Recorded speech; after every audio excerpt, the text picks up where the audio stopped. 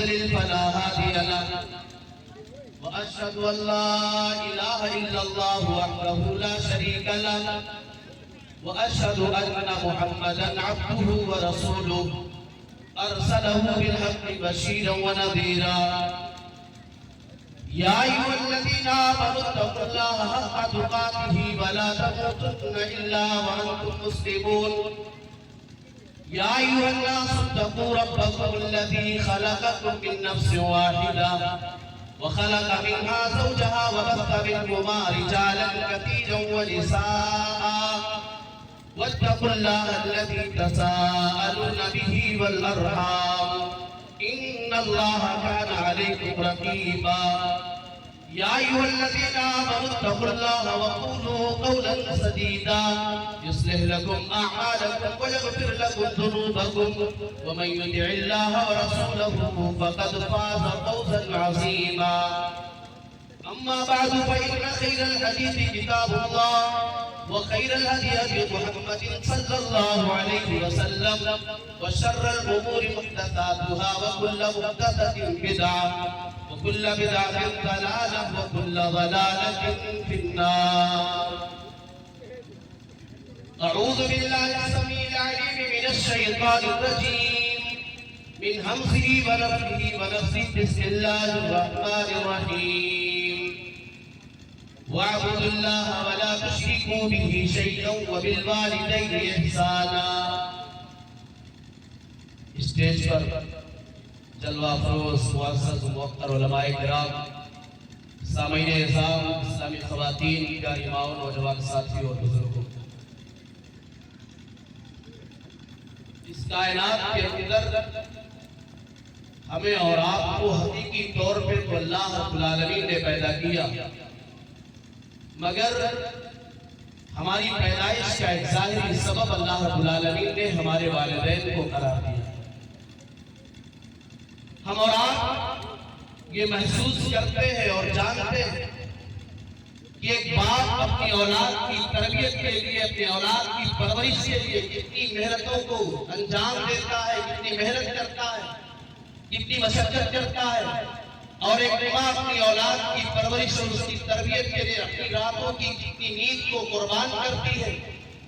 یہ ایک مسلمہ حقیقت ہے جس کا کوئی انکار نہیں کر سکتا اسی لیے جب ہم اور آپ غور کریں گے تو اللہ رب العالمین نے قرآن مجید کے اندر جہاں اپنے حقوق کو بیان کیا وہی اللہ تبارک و تعالیٰ نے والدین کے ساتھ حسن سلوک کرنے کا حکم دیا چونکہ وقت بڑا محدود ہے اس لیے ادھر ادھر کی باتیں کیے بغیر خدا پوائنٹ میں آپ کے سامنے گفتگو کروں گا موضوع میرا بڑا وسیع ہے میرے پیارے بھائی ہم اور آپ جب قرآن کریم کی تلاوت کرتے ہیں تو اللہ رب العالمین نے اپنے نبی کو مخاطب کر کے یہ بیان فرمایا ہے کہ دنیا والوں کو یہ سنا دو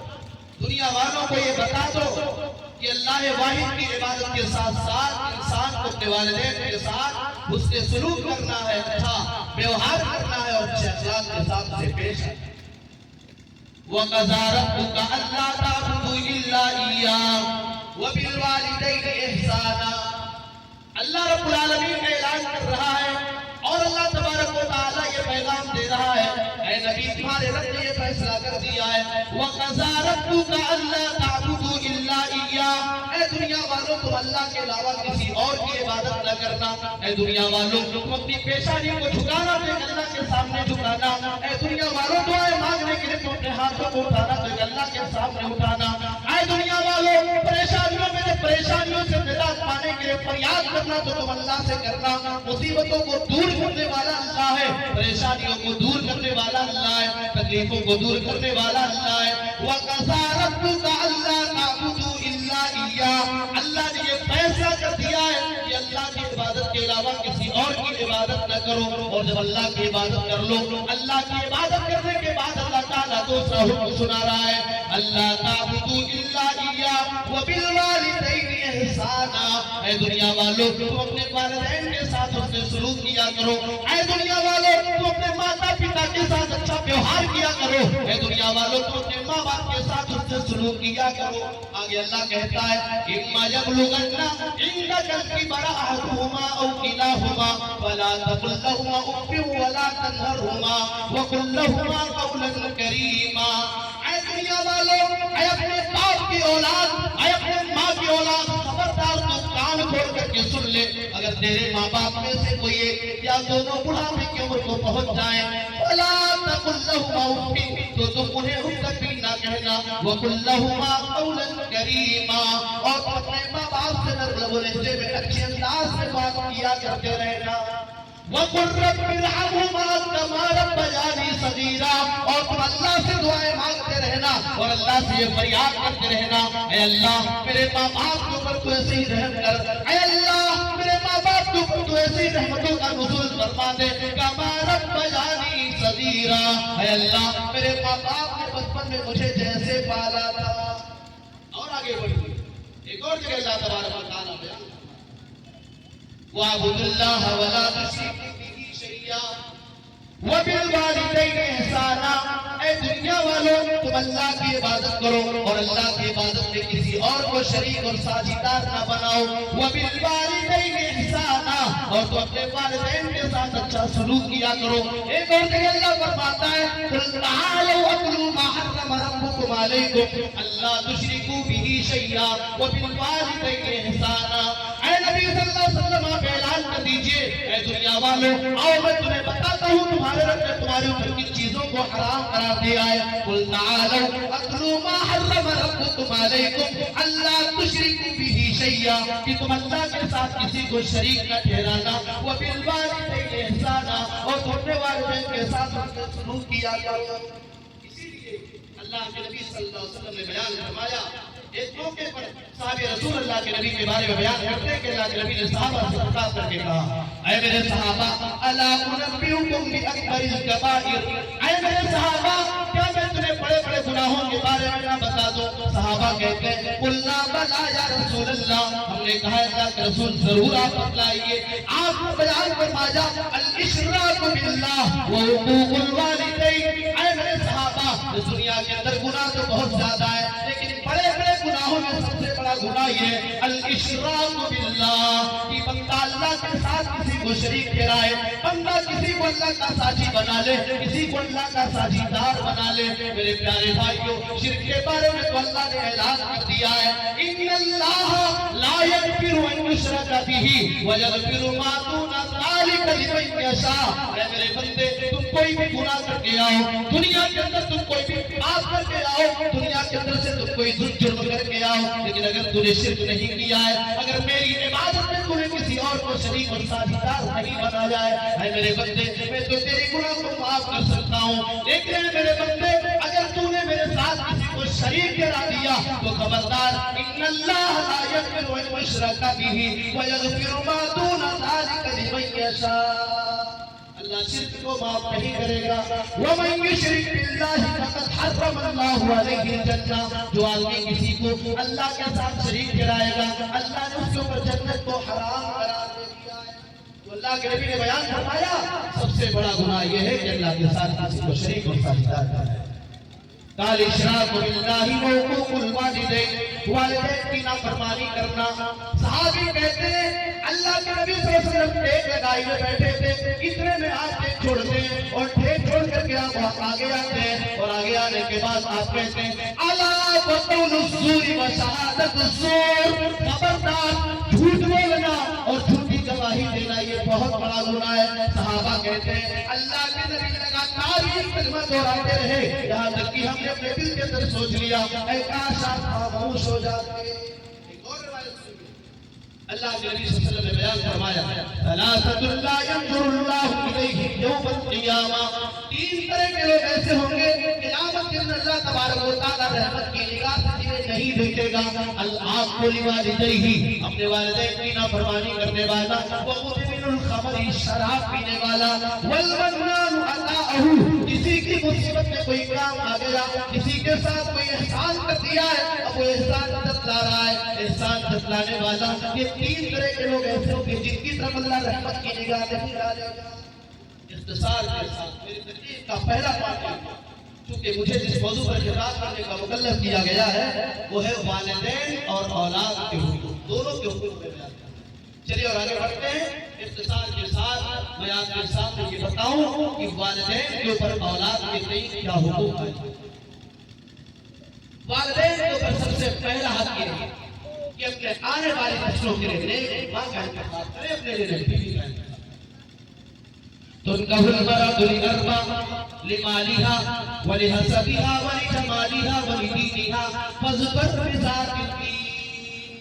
اللہ کے نبی صلی اللہ علیہ وسلم نے بیان فرمایا کسی اور سے 4 چیزیں دے کر کے شادی کی جاتی ہے۔ لمالها، اس کے مال کو دیکھا جاتا ہے، اس کے حسب نسب اور خاندان کو دیکھا جاتا ہے۔ ولجمالها، اس عورت کی خوبصورتی کو دیکھا جاتا ہے۔ ولدینها، اس کی دینداری کو دیکھا جاتا ہے۔ اس کے بعد اللہ کے نبی فرماتے ہیں فاظفر بذات الدین، اے اپنے بچوں کی شادیاں کرنے والوں، اے اپنے گھر کے لیے بہو کا انتخاب کرنے والوں، تم دیندار لڑکی کو ترجیح دو۔ دیندار ماں تمہارے گھر میں آئے گی، تمہارے بگڑے ہوئے گھر کو جنت بنا دے گی، تمہارے بگڑے ہوئے گھر کے ماحول کو اچھا ماحول بنا دے گی۔ وہ شام کو جب بستر پہ سونے جائے گی تو موبائل کے ذریعے سیریل دیکھ کر کے نہیں سوئے گی، وہ موبائل کے ذریعے چیٹ کر کے نہیں سوئے گی، بلکہ وہ قرآن کریم کی تلاوت کر کے شام کو سوئے گی۔ صبح اٹھتے ہی وہ سب سے پہلے اپنے ہاتھ میں موبائل کو نہیں لے گی، بلکہ اٹھے گی اور اپنے دن کی شروعات نماز فجر سے کرے گی، اور فجر کی نماز کے بعد قرآن کریم کی تلاوت سے کرے گی۔ اس کے بعد ہمیں اقدام یہ کرنا ہے کہ ہم تربیت کے معاملے میں انتہائی متنفر ہوں۔ عربی میں کہا جاتا ہے التعلیم فی الصغر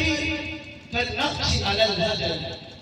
بچپن میں بچوں کو جو تعلیم دی جاتی ہے وہ پتھر کی لکیر ہوا کرتی ہے، اس لیے کہ بچپن کا جو معاملہ ہوتا ہے بچے کا دماغ ایک سادہ کاغذ کی طرح سے ہوتا ہے، اسے جو بتایا جائے، جو سکھایا جائے، جو سمجھایا جائے اسے وہ نوٹ ہوتا ہے۔ اور اللہ نے بھی کہا کہ بچپن ایسا ہے جس میں انسان کچھ نہیں جانتا۔ اللہ نے کہا وَاللَّهُ أَخْرَجَكُم مِّن بُطُونِ أُمَّهَاتِكُمْ لَا تَعْلَمُونَ شَيْئًا، اے میرے بندو، اللہ نے جب تمہیں تمہاری ماں کے پیٹ سے باہر نکالا، اللہ نے جب تمہیں پیدا کیا تم کچھ بھی نہیں جانتے تھے۔ اس سے تربیت کے معاملے میں ہمیں آگاہ رہنے کی ضرورت ہے۔ اللہ کے نبی صلی اللہ علیہ وسلم نے ارشاد فرمایا کل مولود یولد علی الفطرہ، ہر پیدا ہونے والا بچہ دین فطرت پر پیدا ہوتا ہے، دین اسلام پر پیدا ہوتا ہے۔ فَأَبْوَاهُ يُهَوِّدَانِهِ أَوْ يُنَصِّرَانِهِ أَوْ يُمَجِّسَانِهِ، اس کے ماں باپ یا تو اسے یہودی بنا دیتے ہیں یا نصرانی بنا دیتے ہیں یا مجوسی بنا دیتے ہیں کہ بیٹا اپنے والدین کو جس راستے پر چلتا ہوا پاتا ہے اسی راستے کو اختیار کرتا ہے۔ میرے پیارے بھائی کو بوڑھے لوگ کہا کرتے ہیں، دنیا سمجھتی ہے کہ جب کوئی پودا نرم ہو، جب کسی پودے کی شاخ نرم ہو، جب اس پودے کا بچپن ہو، آپ اس پودے کے رخ کو جدھر کرنا چاہیں آپ کسی لکڑی کے سہارے اسے موڑ سکتے ہیں، لیکن جب وہ پودا بڑا ہو جائے گا، وہ لکڑی سخت ہو جائے گی، وہ لکڑی مضبوط ہو جائے گی، آپ اسے سیدھا کرنے کی کوشش کریں گے تو لکڑی ٹوٹ جائے گی۔ اس لیے بچپن میں جب تک بچے چھوٹے ہیں ان کی اصلاح کی جائے، ان کے عقیدے کی فکر کی جائے، ورنہ جب بچے اگر بچپن میں بگڑ گئے تو بچپن میں بگڑنے کے بعد جوانی گزرنے میں سنبھالنا بہت مشکل ہے۔ آئیے 7 منٹ میرے پاس اور بچا ہوا تربیت کے معاملے میں، تربیت کے معاملے میں ہمیں اور آپ کو ایک اور چیز نظر رکھنی ہے کہ بچوں کے عقائد کی اصلاح، انہیں اسلامی آداب بتائیں، انہیں توحید بتائیں، انہیں یہ بتائیں کہ تمہاری مصیبتوں میں تمہارے کام آنے والی ذات اللہ کی ہے۔ میرے پیارے ساتھیوں ذرا غور کرو، میری پیاری ماں بہنوں آپ غور کرو، آج ہم اپنے گھر کے چھوٹے چھوٹے بچوں کو کیا سکھاتے ہیں۔ ماں کا معاملہ یہ ہے بچہ روتا ہے وہ کھانا پکاتی ہے، بچے کو بہلانے کے لیے بچے کے ہاتھ میں موبائل دے رہی ہے۔ ذرا غور کرو، عبداللہ بن عباس رضی اللہ عنہ کو ایک موقع پر اللہ کے نبی اپنی سواری پر بٹھا کر کے لے جا رہے ہیں اور انہیں اللہ کے نبی نے نصیحت کیا اور کہا یا غلام وَعَلِّمْكَ بِكَلِمَاتٍ، اے بچے میں تمہیں کچھ باتیں سکھانا چاہتا ہوں، میں تمہیں کچھ باتیں سکھا رہا ہوں۔ کہا اے چھوٹے بچے احفظ اللہ یحفظک، تو اللہ کو یاد کر اللہ تجھے یاد کرے گا۔ احفظ اللہ تجدہ تجاہک، تو اللہ کے احکامات کو پورا کر اللہ تیری حفاظت کرے گا۔ اور اے بچے وَإِذَا سَأَلْتَ فَاسْأَلِ اللَّهَ، جب بھی تجھے کچھ مانگنا ہو تو اللہ سے مانگے۔ وَإِذَا اسْتَعَنْتَ فَاسْتَعِنْ بِاللَّهِ، اور جب بھی تجھے مدد طلب تو اللہ سے مدد مانگے۔ اس کے بعد کہا وَعَلَمْ أَنَّ الْأُمَّةَ لَوِ اجْتَمَعَتْ عَلَىٰ أَن يَنفَعُوكَ بِشَيْءٍ لَمْ يَنفَعُوكَ إِلَّا بِشَيْءٍ قَدْ كَتَبَهُ اللَّهُ لَكَ۔ جان لے پوری دنیا کے لوگ مل کر کے اگر تجھے کچھ فائدہ پہنچانا چاہیں وہ تبھی فائدہ پہنچا سکتے جس فائدے کو اللہ نے تمہاری قسمت میں لکھ رکھا ہے۔ اور اسی طریقے سے سن لو اگر پوری دنیا کے لوگ مل کر کے تمہیں نقصان پہنچانا چاہیں وہی نقصان پہنچا سکتے ہیں جس نقصان کو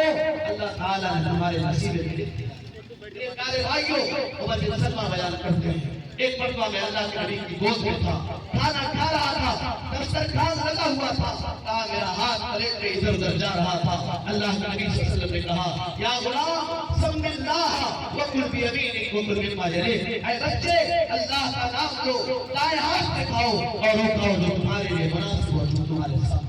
میرے پیارے بھائیوں بچوں کی ذمہ داری یہ ہے کہ باپ اپنے والدین کے پیٹ کے اندر حرام کا دانہ نہ جانے دے۔ میرے پیارے بھائیوں اللہ کے نبی صلی اللہ علیہ وسلم نے ارشاد فرمایا ایک آدمی لمبا سفر طے کر کے آتا ہے، اللہ کو پکارتا ہے یا ربی کہہ کر کے دعائیں مانگتا ہے، دعا کی قبولیت کے ظاہر اسباب سب پائے جاتے ہیں، لیکن اللہ کے نبی نے فرمایا مطعمہ حرام ومشربہ حرام وغذی بالحرام، اس کا کھانا حرام کا، اس کا پینا حرام کا، اس کا لباس حرام کا، اس کے بدن کے اندر جو غذائیں پہنچائی گئی وہ حرام کی تھی۔ فاطمہ یستجاب لذالک، ایسے حرام خور کی دعاؤں کو اللہ کیسے قبول کرے گا؟ میرے پیارے بھائیوں اولاد کے تعلق سے باپ کی ذمہ داری یہ بھی بنتی ہے کہ اولاد کی اصلاح کے لیے اللہ رب العالمین سے دعا کرے۔ ذرا غور کرو ابراہیم علیہ السلام